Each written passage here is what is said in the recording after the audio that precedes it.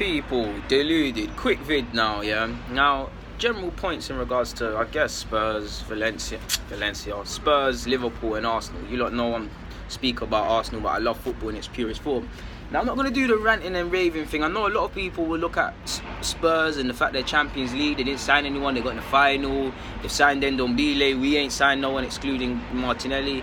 People use that as a stick to beat Arsenal with. And of course, if your rivals are strengthening, your rivals are doing well. And definitely in my lifetime, this is the strongest I've seen Spurs. And I'm an Arsenal fan, so I'm never going to say the balance is tipped, but clearly they're a more competitive side than us, over 38 games in the league, which is why they're ahead of us, even by a point. Clearly they have more togetherness, which is why, well, obviously we got into Europa League final, but that's a Champions League final. They overturned Ajax. Fair enough, Liverpool is Liverpool, but the spirit is there, regardless of what you want to say about Levy and stuff, or Pochettino's lack of trophies. He's a skilled manager. He's got great togetherness within that side, and they're galvanised. And surely now again it's just rumours, but you're seeing them linked with Zenolio. They've signed Ndombele. You're seeing Max Clark technically. Apparently they want Ryan Sessegnon and a couple homegrown kids.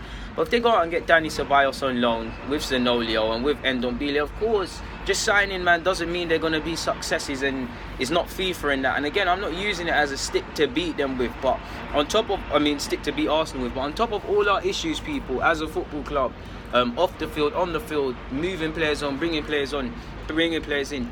Surely, like, you just look at Spurs, and again, I'm not saying copy their targets or get angry, but surely that's got to make you want to buck up your ideas personally, people, because you're seeing the nice times of what Spurs have, and again, a power shift of sorts, man, in that they're going for major trophies. They're established top four side, the very things they used to banter us despite not being in the Champions League, finishing fourth, they're doing it, and we've regressed. And to be honest with you, again, Arsenal fans won't want to admit it, but if a player is offered Arsenal and Spurs on the table, it's neck and neck, man. Yes, there's plenty of reasons to choose us after Arsenal over Spurs, but if you're going for a more competitive side, a side that's going more places and at this moment in time has more of a chance of winning a title, or going for the league, even though they kind of messed up last season, it's Spurs, people.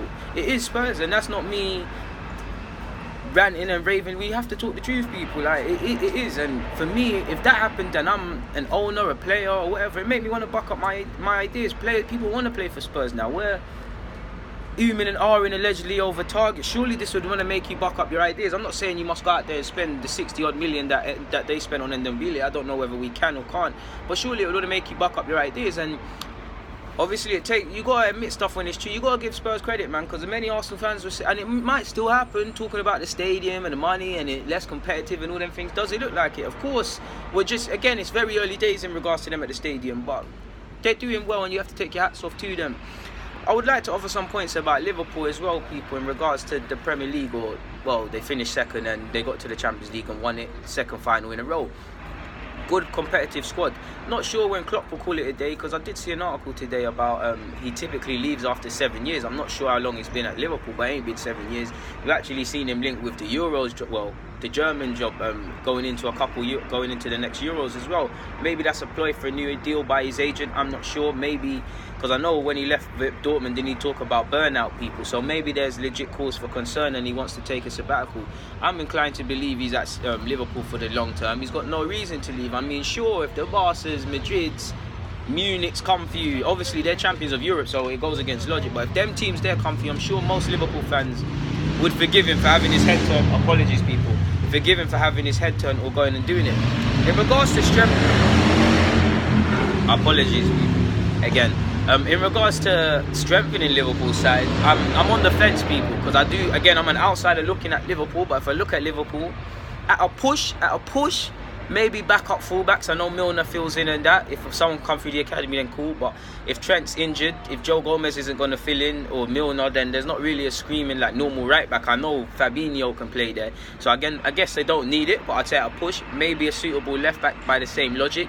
I would say a centre-half, like defo centre-half, because I believe in Gomez. I feel if Gomez can stay fit, him and Van Dijk could be the thing.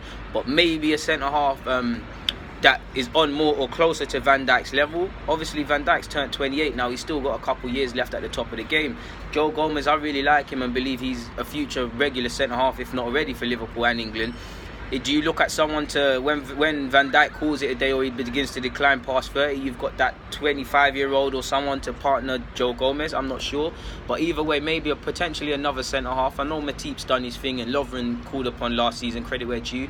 I'll give them credit, but I'm sure Liverpool fans would be honest and say you can get a higher bracket player, especially because of where they are now.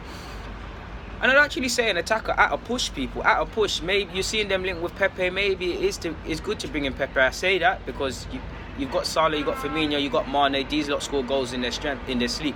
But sometimes when you do so well, maybe that other signing can not only take you to the next level, but it makes Mane fix up. It makes Salah fix up. Firmino fix up even more because I guess that obviously everyone can play, but there'd be one less shirt up for grabs in the starting lineup, so everyone with complacency will go out the window. It's very tough when you have won Champions League or a league title like City or done major things, how to improve, because on one hand you don't need many additions, but you run the risk of complacency, maybe overconfidence, like we've seen with some sides, overconfidence in certain players. Maybe they get, I'm not saying Liverpool get found out, but people begin to realise how you play, what you're trying to do, and it becomes tougher. But by the same token, you don't want to just buy for the sake of it. You just want to either complement the side and bring in good squad additions for if certain injuries happen, or you want to bring in only players that are going to take this thing to the next level, which you've seen them linked with Pepe and things like that in the back burner. Even Kylian Mbappe, whatever you want to call him, which I don't think for a second is going to happen. But yeah, man, I've offered my thoughts on Arsenal. I've touched on Spurs and Liverpool. I know I'm an Arsenal fan, but football's a diverse game and